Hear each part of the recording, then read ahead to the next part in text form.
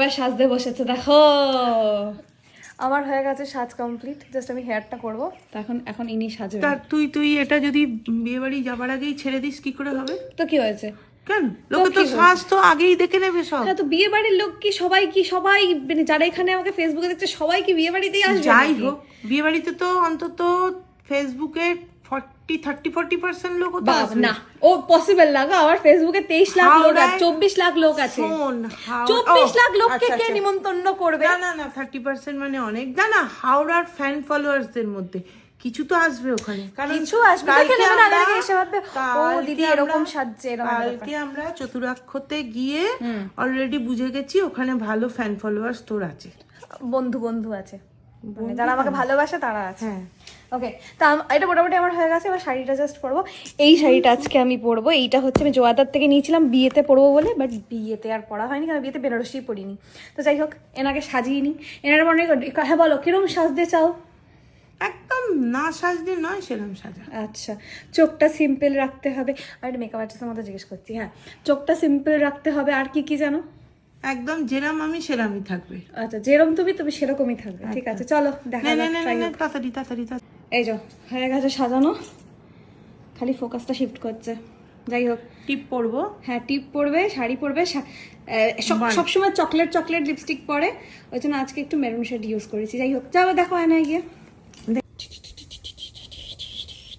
মাথায় একদম গোলাপ ফোলাপ লাগিয়ে রেডি হয়ে গেছি আমি। এই শাড়িটা পরে এবার দেখো।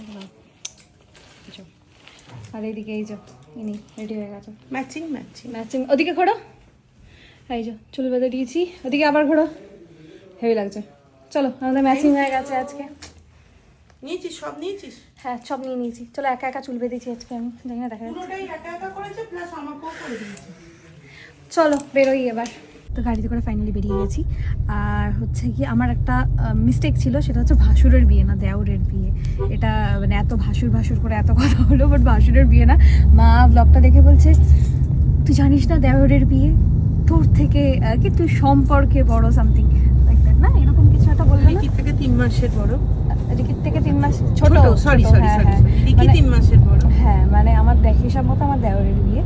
তো আমি, মা আর আমাদের সাথে বাবা ম্যাচিং করেছে। এই যে মেরুন, দর্পণ কালো হয়ে গেছে। মেরুনের টাচ ছোঁয়া পড়েছে। আজকে আমরা পুরো মেরুন ফ্যামিলি। হ্যাঁ, মেরুন ফ্যামিলি। আমি মেরুনটা বের করেছিলাম বলে পরপর সবার মেরুন হয়ে গেছে।